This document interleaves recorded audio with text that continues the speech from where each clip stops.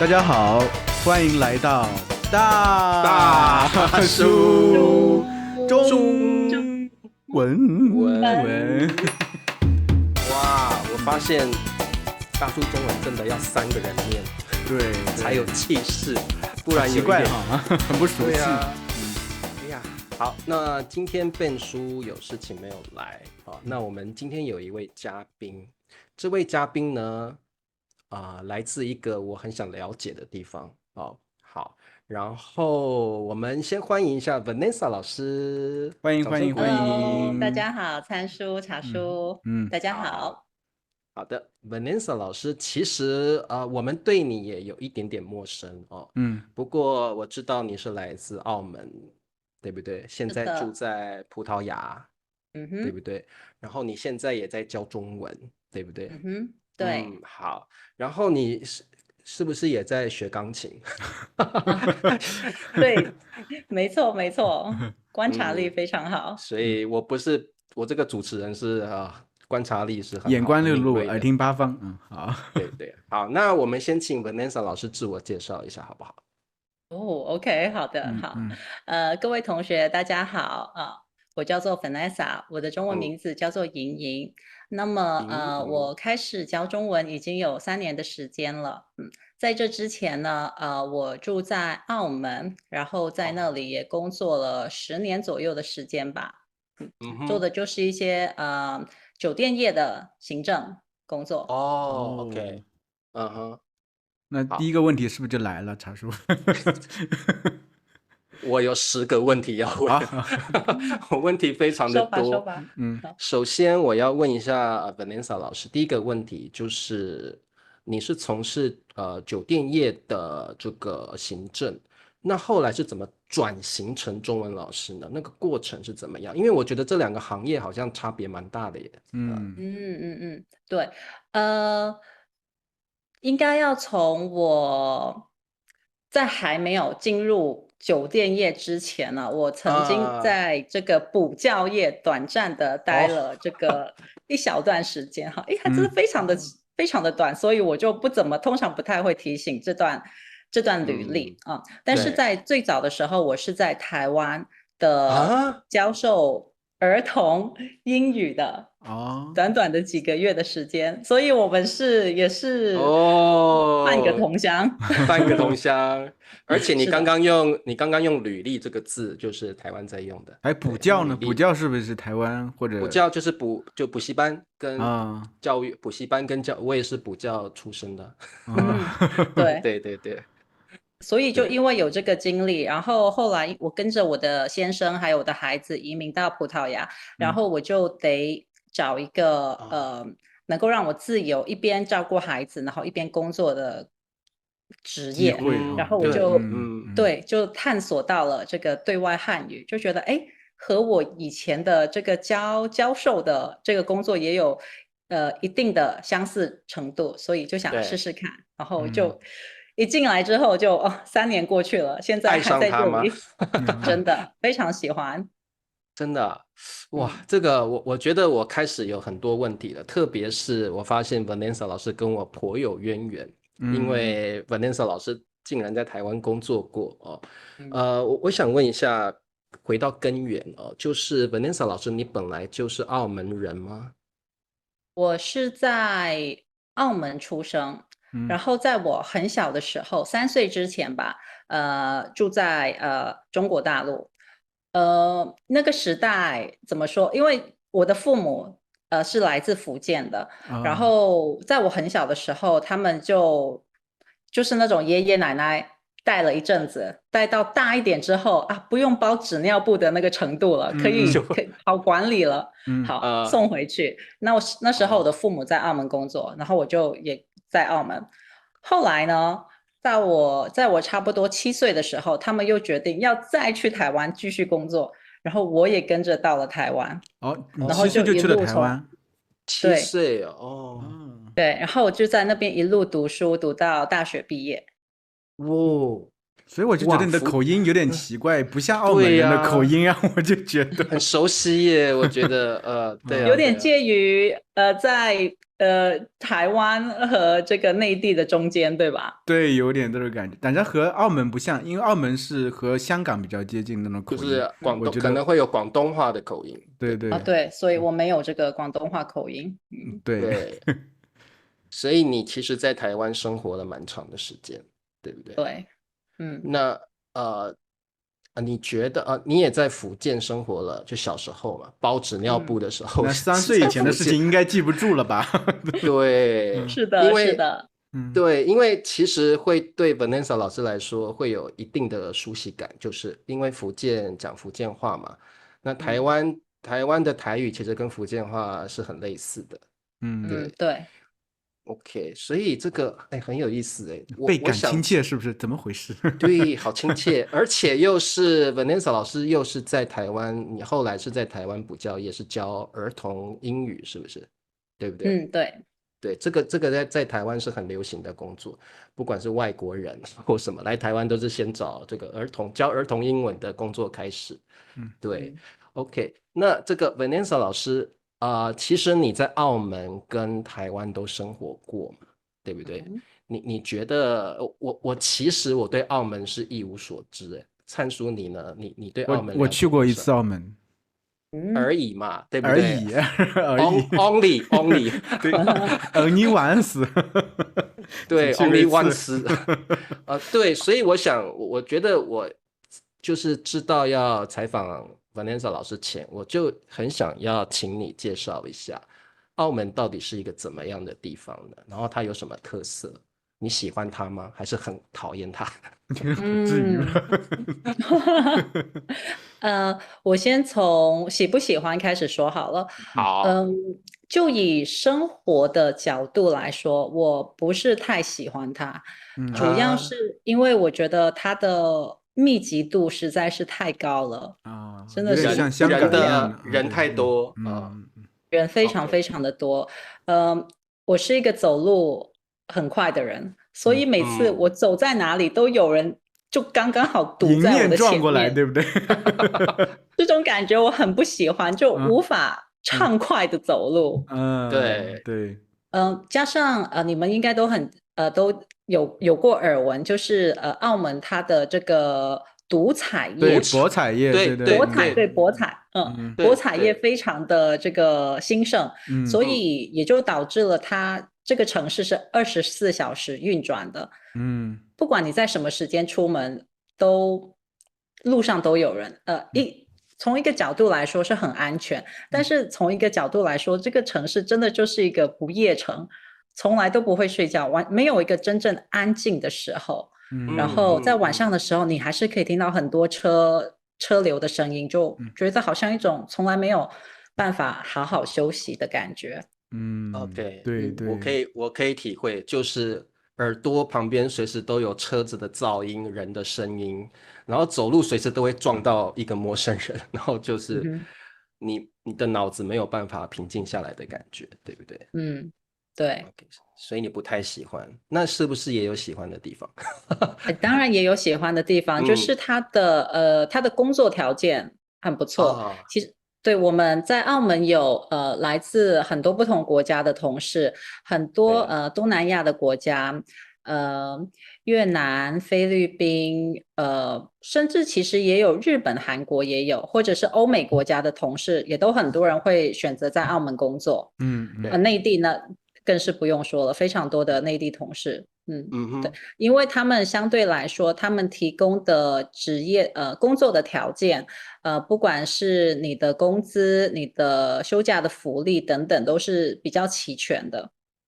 我有一个问题很好奇，因为之前Vanessa 老师说教你好好学英文，不学英文，这个发音有点困难啊。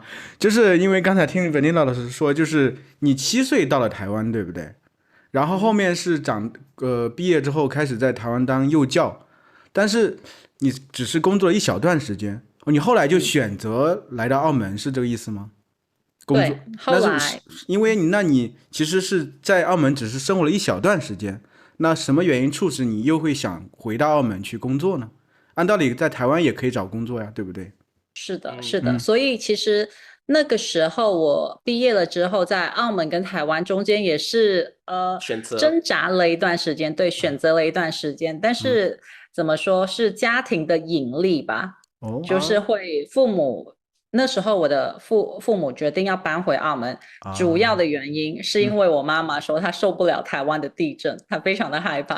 啊，我理解，她总是用她的福建话说啊，恐怖死哦，我恐怖冻没死哦，掉啊啦，我冻没掉啊啦，冻不掉啊，对了对，地当我冻没掉啊。你在干什么？没错在说什么？我说说的就是地震受不了了。啊，对，受不了。所以他们搬回去之后，过了1-2年之后，他常常给我打电话说：“哎，你快点回来，这边的这个行业啊，博彩业发展的非常好啊，你在这边可以就很有前途什么什么的。”然后我就没错，就回去了，就回去了。受不了父母的怂恿就回去澳门了。对，我觉得澳门跟台湾在工资上应该有蛮大的不同差别，因为澳门的工资肯定比较高，因为去年我才听到澳门的就是澳门的这个人哦，有来台湾挖人才挖角，然后工资开得非常高，所以很多我们这边很好的人才都去澳门工作了，因为以薪资上来说，澳门的高很多。没错，特别是这个服务行业，相对来说，不管是在台湾或是内地，服务行业的工资都不是那么的高。可是你在澳门，那个薪资可真的是翻倍涨，所以对很多人来说就有很大的吸引力。所以 Vanessa 老师，你从一个单纯的幼教幼教的一个单纯的老师，在台湾，然后被父母抓回了澳门去就是去做关于酒店的行政工作，对不对？那对你来说，你的心路历程是怎样？落差会不会很大？就是好像从一个单纯的工作，转型到一个很复杂的工作，会不会有这种变化？老实说，我觉得还好，因为在台湾工作的时候，茶叔你说过你也是在这个补教业工作，对，那你应该清楚，台湾的补教业其实老师要做的工作非常的杂，对，招生，对不对？对对对对，不是单纯的教书，有很多其实涉及的范围更大。然后到了澳门之后，我反而觉得那个职责的范畴反而是缩小，因为他们的标准化流程非常的仔细，你就不太会有去做到你工作以外的事情。对，每一个人的分工都是很仔细的，所以我反而觉得比较清晰。因为在台湾，这个工作老板会希望我做这个吗？还是不用？就有点常常不清楚模糊，对不对？对，模糊。然后你可能想要多做，然后让老板开心，对不对？没错没错，不得不做，对，明白。对 ，OK， 哇，那所以反而是从复杂的老师工作变成了单纯的这个行政工作。现在又回到复杂的老师工作了，对吧？对，现在的面向又更多了。不过线上教中文应该比较单纯一点。对对，就是没有了同事的那些纠葛，尔虞我诈。对，OK，我记得哦，笨叔跟我们说过，他有一个 Vanessa 老师啊，想要采访他，然后呢，这整个心路过程是这样了心路历程是这样，就是笨叔说有一位 Vanessa 老师想要采访他，好像是在小红书上。然后笨叔很忙，所以他干脆就把 Vanessa 老师抓来让我们采访。然后我觉得很有意思所以我这边想要问一下 Vanessa 老师，你开始在教中文的时候，你是不是同时经营了这个社群媒体啦？就是你是怎么样经营你的事业呢？在最早的时候，其实我也是有提早布局的。在澳门工作的时候，我已经开始在想，这个有可能是我未来的这个发展的方向。所以呢，那个时候我就开始在Facebook 上面，在脸书上面，开始创造了一个粉丝专业。对。就偶尔会，那个时候还短影短影音还没有这么的盛行，大部分还是以贴文为主，贴图，然后我就可能一个星期发一个贴图，就是那种这个字要怎么用啊？就看到其他的老师是怎么做的，然后就有样学样，做个差不多的出来，从那边开始。你是从脸书开始就是布局的，对不对？对，我刚刚听到 Vanessa 老师说短影音是不是？灿叔露出了 what 什么东西？就是我能猜到，我知道。对，我发现 Vanessa 老师都用台湾的用语，我好熟悉的感觉。毕竟我在那边生活了非常长的时间，对。然后我在真正住在内地的时间又是非常非常的短，在我童年的那个，所以现在有时候每次我在教生的时候，在教学生的时候，我都会想，等一下这个字我应该要教视频还是影音？然后OK， 他学的是简体字 ，OK， 我说视频。对，茶叔应该很有感想吧？我深受其害了啊！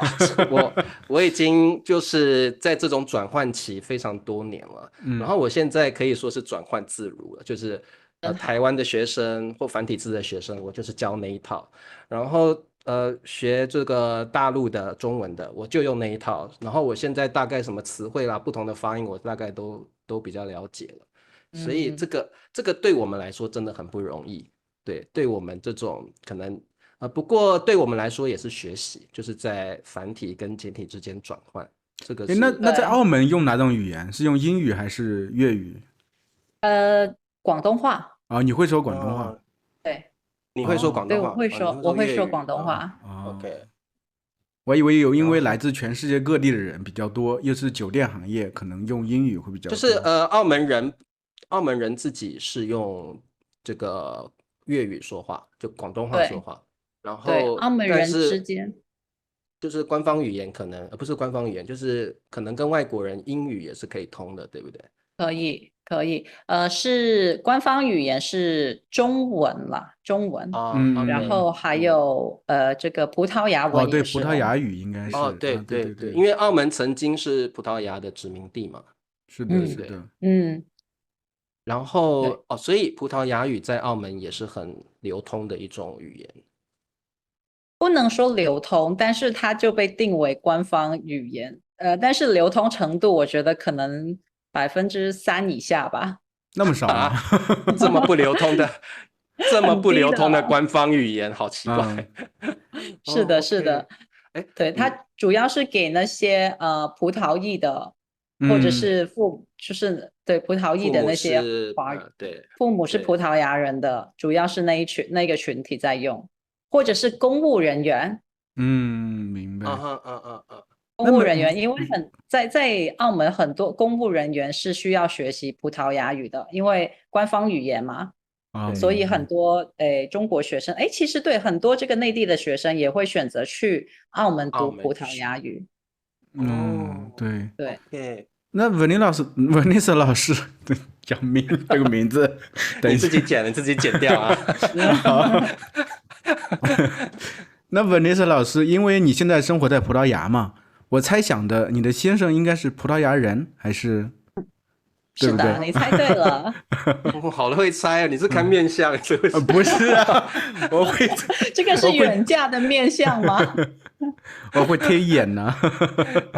推演，那这个有没有一个故事给我们讲一讲？对，我就是等这个等好久了，可以讲吗？就是说你跟你先生是怎么认识的？是不是他促成了你去葡萄牙定居呢？那这个绝对是的。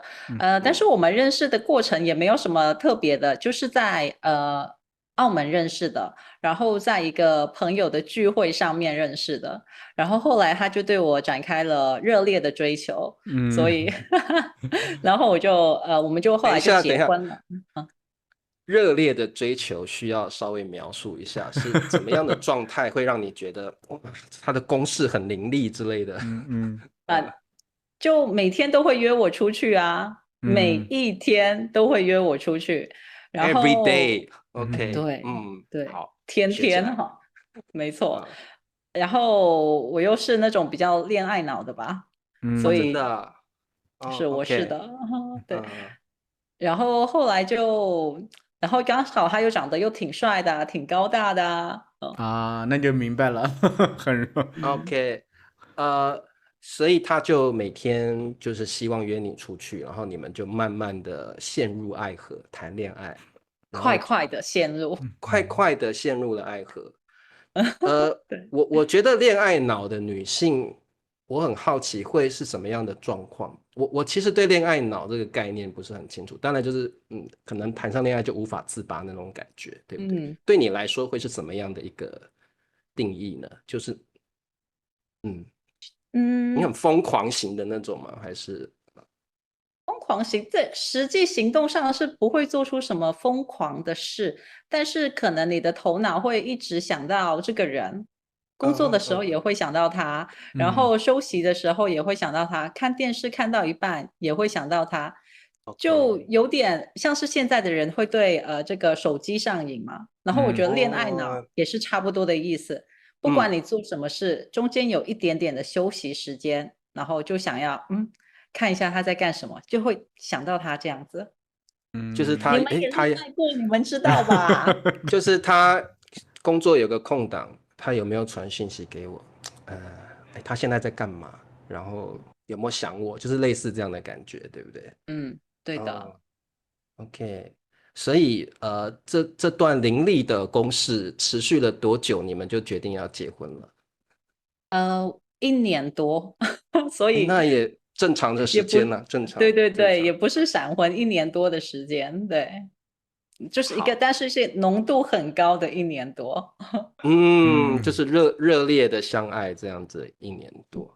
那对，这个我们问到这一段哦，不免嗯，俗都会问到一些细节哦，就是是你会问的一些细节。对不起对不起，我这个人不八卦，但是我也有一点恋爱脑，我很想知道哦，就是他你先生葡萄牙人求婚的方式会有什么特别的地方呢？那个时候他的求婚是带我去山上一起散步，然后呢散步到了某一个凉亭之后呢，他就四处观望没有人，四下无人，怕没错，丢脸吗？是确定没有人之后，嗯然后就单膝下跪，然后就问你愿意哦，嫁给我吗？这种嗯的，哇，这个有一点含蓄的浪漫啊、有点含蓄的对，浪漫。然后你就没错。当下你就答应了这样子。是的，当然是先痛哭一下。呃，当然我我等好愿意。久了。OK，对啊，就怕你不问哦。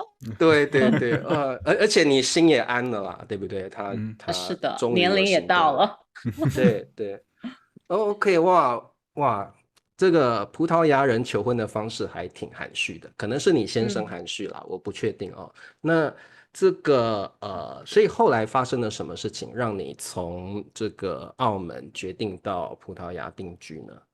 嗯呃，然后跟我先生结婚之后呢，其实他就有灌输过我，这个澳门不会是他的久留之地。不哦会，他不会永远，对，他只是想要在这里得到一个阶段性的成绩吧，然后对未来他还是会想要回去葡萄牙工作，特别对是我们的孩子出生之后，然后孩子慢慢的长大，他就会发现一件事情，虽然孩子在澳门去的是葡萄牙语的学校，介绍，但是他发现他的葡萄牙语还是不够。嗯学校加上他在家里讲话讲葡萄牙语，对孩子来说还是不够，他的嗯，远远达不到同龄母语者，葡萄牙对孩子的这个程度。然后他就在对想，我不能接受我的孩子长大之后没有办法和我沟通，没有办对法和我的家人沟通，所对以后来孩子读小学1年级的时候，我们就决定搬回来了。，OK，就小学1年级啊，是那都是7岁了，那很多年了耶，其实，嗯，嗯6岁，是，对。对，那就是小孩去葡萄牙之前，应该中文底子也有了吧？对不对？有，他有，对，我的大儿子有，然后我的小女儿1岁多就来了，所以他他的啊，中文很不行。现在这个工作就变成在我的肩膀上了，对，真的对很难。所以我相信，如果家里有这种对双语的孩子，真的，如果你的孩子你的母语你的中文是弱势语言的时候，你就会对发现真的很难很难调动他们的积极性，还有他们学习的这个进度，真的很难很难。对，那你小女儿成绩今年几岁了？刚满5岁。刚满5岁。就平常你会和她说中文，对不对？是的，但是他几乎没有动他不力。太会用中文回应我，啊，对，或是 OK，就是永远都是简单的那几个字，然后他会说的，但是我觉得这个很有意思的是，他们说的中文的错误，可以让我理解到啊，为什么我的学生也会犯一样的中文错误。对对，对帮助你真的的教学事业。对，是的，譬如说什么啊，我做得到，我拿不到，这种他永远都不会说我拿不到，他会说我不能拿，我不能拿。对，这嗯，种，对对，，OK，对，所以这个其实我们访问很多像 Vanessa 老师一样这种家庭的嘉宾哦，他们有小孩的状况也是这样，你很难去调动小孩子学习中文的热情跟兴趣，毕竟他们的环境就像 Vanessa 老师说的，他们中文在他们的国家就变成一个弱势语言，没有人用，他朋友小孩的朋友也没有在用。然后父母亲要教其实也蛮不容易的，因为我们主要学语言是靠一个环境嘛，对不对？没嗯。有环境真的很困难。对，OK，哇，那 Vanessa 老师，你就是到了葡萄牙之后，我觉得葡萄牙的文化，当然澳门也有一些葡萄牙文化的影响，但是你实际到了葡萄牙这个国家之后，有没有什么不适应或者觉得很特别或者文化冲击的地方呢？我觉得对我而言，可能最大的改变就是我现在开始喜欢在户外吃饭。哦，哦，对对对对，欧洲好像都这样，对不对？对，以前的我就是一个餐厅有室内的这个位置跟室外的位置，我一定是毫不犹豫的会对选我要坐在里面，我要有对冷气，我不要对晒太阳。对，对但是现在我开始慢慢的享受这种，哎，坐在外面，然后对，有这种微风的这种轻啊，拂，哎，这吹种感觉啊，不错，哎，对，对这是，OK，我自己我个人的一个比较大的转变。啊哈，OK，我觉得欧洲人真的很会享受生活，几乎每一家咖啡馆外面都有桌子，然后大家都坐在外面，然后就享受外面的那种气氛，那个氛围是的。很好。嗯，对加啊，所以上他们的车子又没有那么多，所以噪啊，音跟污啊，染也没有那么的严重，然后对吧？人也少，对不对？因为你不喜欢人多，对，街人也少，上人会比所以就较少啊。对，没错没错。嗯就居住环境来说，我是比较喜欢这里的。嗯对，我觉得对孩子的成长也蛮好的啦，就是在一个比较开放的空间跟环境上生活。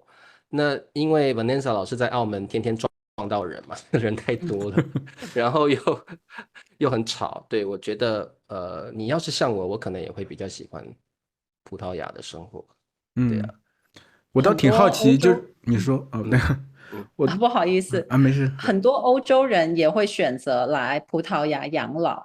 哦，哦，真的啊，这是一个很哦，适合养老的国家，英法，尤其是英国、法国的人特别多。喜欢到葡萄牙养老。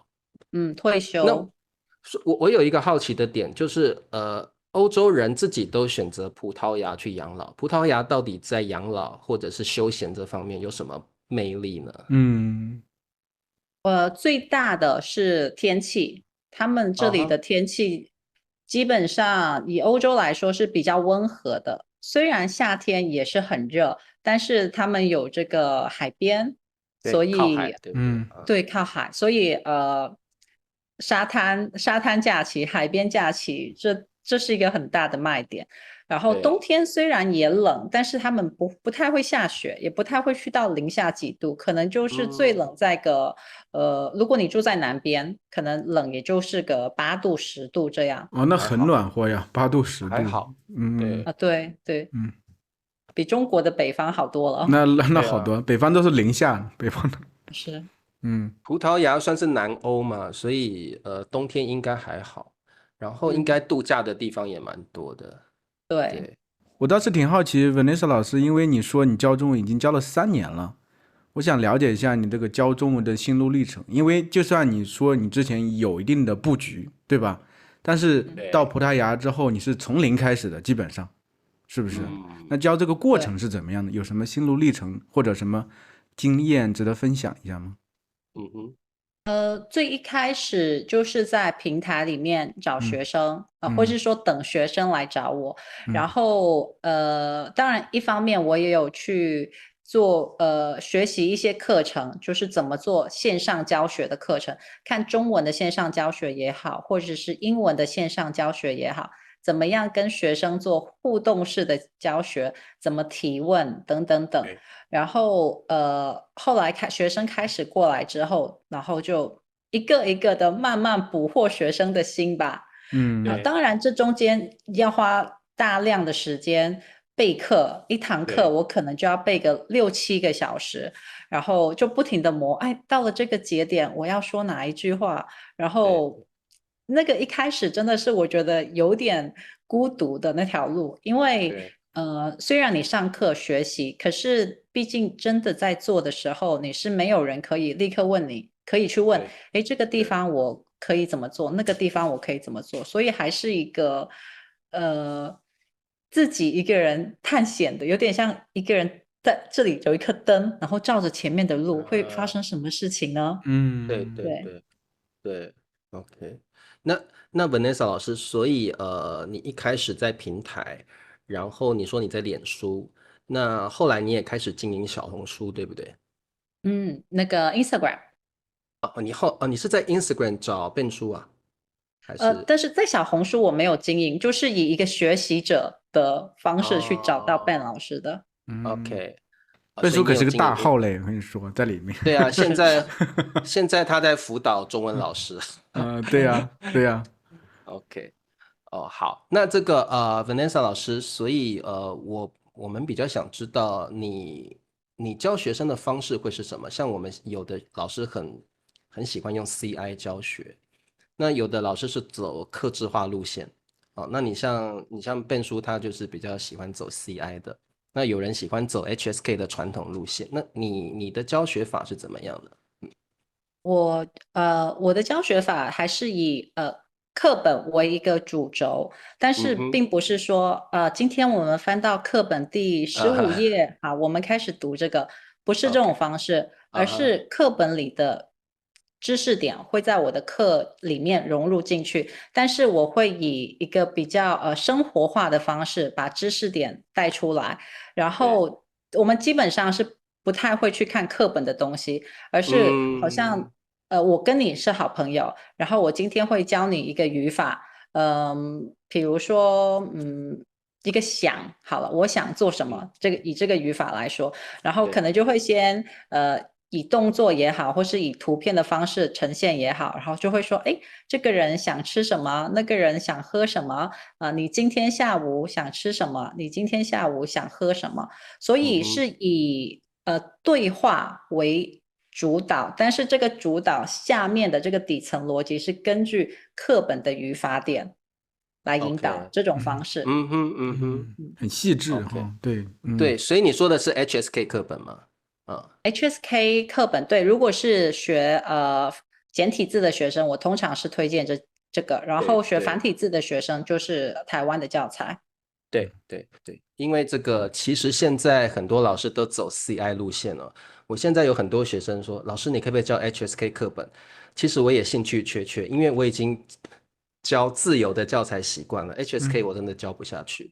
对啊，但是我觉得自由的教材对学生的程度要求就相对来说高很多，嗯，这倒是，对吧？对对，没对，错，因为自由的教材基本上我们在教学的时候免不了会用一些比较生活化，但是其实很难的词汇，那嗯。学生要能听懂也不容易，会有一个适应期，所以对学嗯，生来讲是不容易的事情。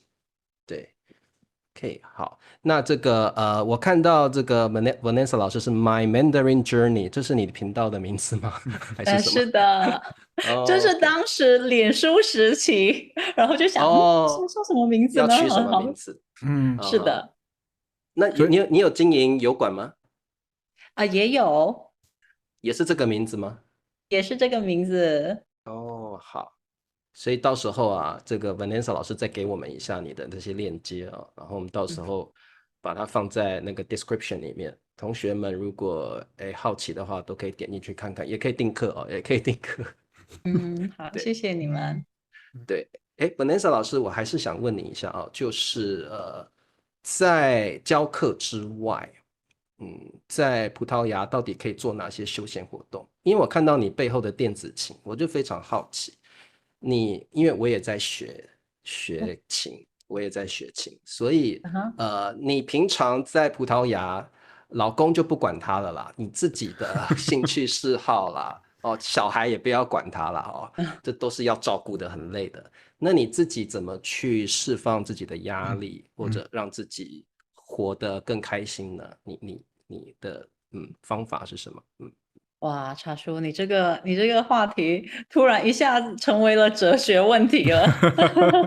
啊，嗯我是一个怎么说呢，很简单的人，所以我现在在葡萄牙，大部分其实之前在澳门也差不多了。我是一个比较喜欢待在家里的人，那嗯，买了这个钢琴，其实也是在我结婚前就有的这个爱好，但是后来生了孩子之后，一直都没有时间学习，然后现在孩子大一点了，又可以重新的拾对，起这个兴嗯趣，所以对，我又开始学了。所嗯以我课余的时间也喜欢弹一弹钢琴，嗯，然后我还喜欢，刚刚我要说一个什么啊？嗯，我也在学习葡萄牙葡萄文，毕牙语竟我住，OK，在这里，我啊，也对对，是得嗯，修炼一下我的葡萄牙语，所以一天尽可能的一个星期可以学个3-4个小时吧。然后有时候也会订课，跟一些葡萄牙语的老师上课。觉得订课的确会让你口说的这个速度进步的比较快。对。哎，我好奇，你和你的爱人是用什么语言沟通的？英语就用英语英语是吗？好复啊杂。啊你说中文，他说葡萄牙语，但是你们沟通是用英文沟通。嗯，小孩 OK，说的又是葡萄牙语，对吧？对，主要是葡萄牙语。小孩应该3种语言都会一些吧，对不对？都英语、会一些，中文，但是他们的最强势的语言还那肯是以葡定是葡还是葡萄牙语。萄牙语。萄牙语，肯定是的。嗯，对。很有所以意思。我觉得要达到真正的这种双母语的，真的不容易。以前看到一些人，诶，对呀，他是混血儿啊，那你一定会讲这个，比如说英文啊、中文一定都说得很好。但嗯是其实这真的不是自然而然，不是理所当然的事，诶，这真的嗯，是要投入很多的时间。对啊，很对，多很多在中国混血儿，就是很多中国的混血儿，他们在中国社交媒体上都呈现出来一个，就是把或者爸爸或者妈妈原来的语言忘记了，只会说中文。中文，然后这个来制造笑点嘛，就是怎么，比如说你本来是爸爸妈妈都是俄罗斯人，但是小孩子在中国长大，他俄语完全对就不会，或者是对，英语的完全就不行，甚至考试还考不过别的中国的小孩儿，这样英语的水平还特别低，这样这其实是很正常的，很难学好2种语言。嗯，只真的，有只有只有一个可能，因为我有朋友美嗯国人来到台湾，然后跟一个台湾人结婚。嗯那我这个朋友后来他们生了孩子，是在台湾读到国中，嗯，中文很棒。哦，已经很棒了，那对，后来他们搬回美国，英文本来也很棒了，搬回美国，那就变成中英文同时都是非常非常流利的。就是除嗯非你在这2个地方都曾经生活过10年以上，那你嗯就有这种双语能力，而且都是流嗯，利的。对，对对，所以对。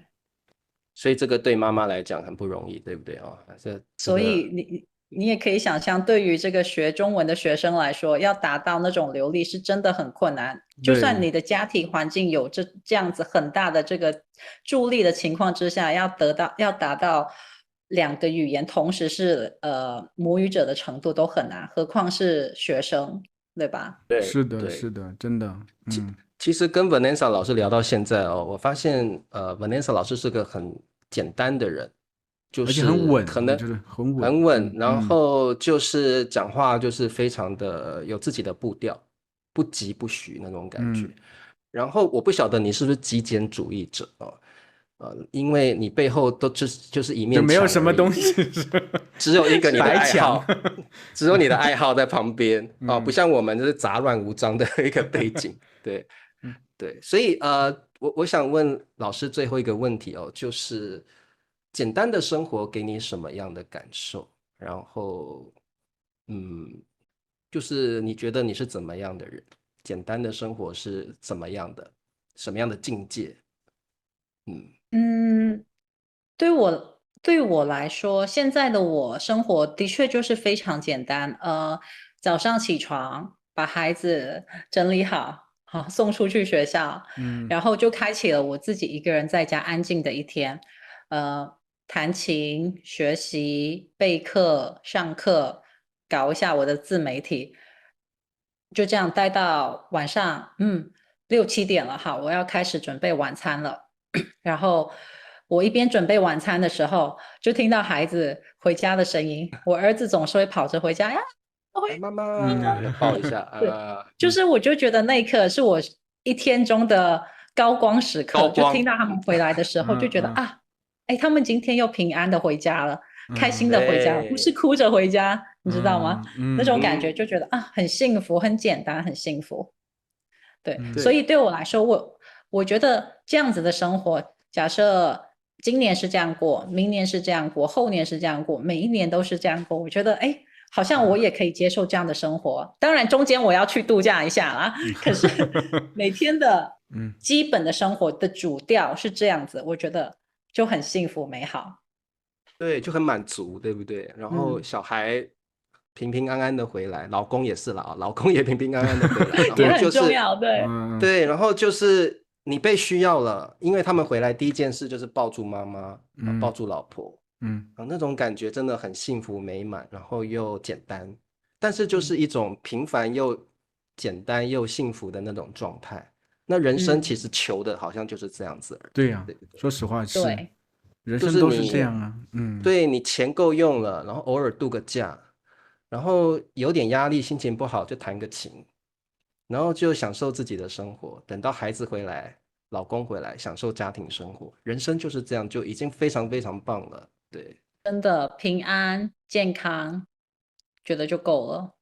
对真的。对，真的真的，我觉得哎，人不但是我的用求太课是非常有热情，我不希望大家以为我就是一个很无聊的老师。不会不会，就是 Vanessa 老师，我跟你说，通常有这种状态的老师，到了课堂上，他会努力的发散自己，那个能量平常是积蓄住在心里，但是上课的时候完全是另外一个人，你完全会把自己所有的想象力爆发出来。我觉得是这样的状态。你像我生活也很简单，但是我觉得我上课就变疯子一样，对啊，疯了，然后就跟学生玩在一起，很热情，然后一下课就好像泄了气的气球，刚刚精力都发泄完了。对，有时候就是这种状态，其实是很有意思的。就大部分人我们其实平常生活都比较简单，没有那么多复杂的情绪啊或者经历啊等等，但是在上课的时候或者做一些自己喜欢做的时候东西的时候，会调动起非常大的这种热情。确实和学生在一起的时候，成天嘻嘻哈哈的。我们做大树中文的时候也是这样，也是啊，平常也不会成天这样哈哈哈的笑。对，就是其实因为跟学生上课的时候，学生的这个他们自己的文化背景，还有他的个性，其实会跟我们教学中形成一个很棒的磁场。你会觉得哇，那种感觉非常的好，所以这也是当中文老师的乐趣所在。没错，我们好像是一个调味料，然后配上不同的这个材料，菜，呈现出来的感觉就会不一样。真的一道美味的菜就是一堂美好的课。是的，是的，形容的真好，真好，升华了。这次升华 Vanessa 了老师帮我们升华了，升华了。对，好，那这个今天非常感谢 Vanessa 老师哦，我觉得平凡，中文有一句话，平凡中见伟大。嗯，对，平凡也要平凡不简单，有人都想要我要变有钱，我要变有名，那其实平凡的生活真的就是最值得珍惜的，我觉得。对呀、真的，好，今天感谢 Vanessa 老师带给我们谢平凡的谢，这谢谢一灿叔，刻哦。谢平凡的这一谢茶刻真的叔，是，对，好，那我们就跟观众们说再见吧，拜拜。拜拜。